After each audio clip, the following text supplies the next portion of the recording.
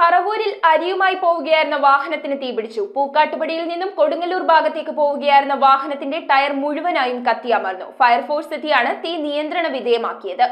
വടക്കൻ പറവൂർ ലേബർ കവലയ്ക്ക് സമീപം രാവിലെയാണ് അപകടം നടന്നത്. വാഹനത്തിന്റെ ടയർ ഓട്ടത്തിൽ കത്തുകയായിരുന്നു. തുടർന്ന് ടയർ മുഴുവനായും പകുതിയിലേറെ അരിയുടെ ബാഗുകളും കത്തി നശിച്ചു. സമീപത്തുകൂടി വന്ന മറ്റൊരു യാത്രികൻ തീപിടിച്ചത് ഡ്രൈവറുടെ ശ്രദ്ധയിൽപ്പെടുത്തുകയായിരുന്നു. പൂക്കാട്ടുപടിയിൽ നിന്നും കൊടുങ്ങല്ലൂർ ഭാഗത്തേക്ക് അരിയുമായി പോവുകയായിരുന്ന വാഹനത്തിനാണ് തീപിടിച്ചത്. പിന്നീട് ഫയർഫോഴ്സ് എത്തി തീ നിയന്ത്രണ വിധേയമാക്കി. തീപിടുത്തത്തിന്റെ കാരണമെന്തെന്ന് വ്യക്തമല്ല. അപകട സമയം ഡ്രൈവർ മാത്രമാണ് വാഹനത്തിലുണ്ടായിരുന്നത്. ഇയാൾ വാഹനത്തിൽ നിന്നും പുറത്തേക്കിറങ്ങിയതിനാൽ പരിക്കുകളൊന്നുമില്ലാതെ രക്ഷപ്പെട്ടു. News bureau, Paravur.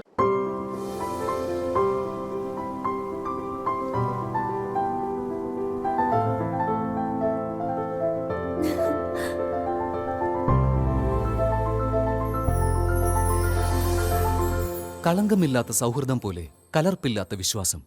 കല്ലൻസ് ജ്വല്ലറി.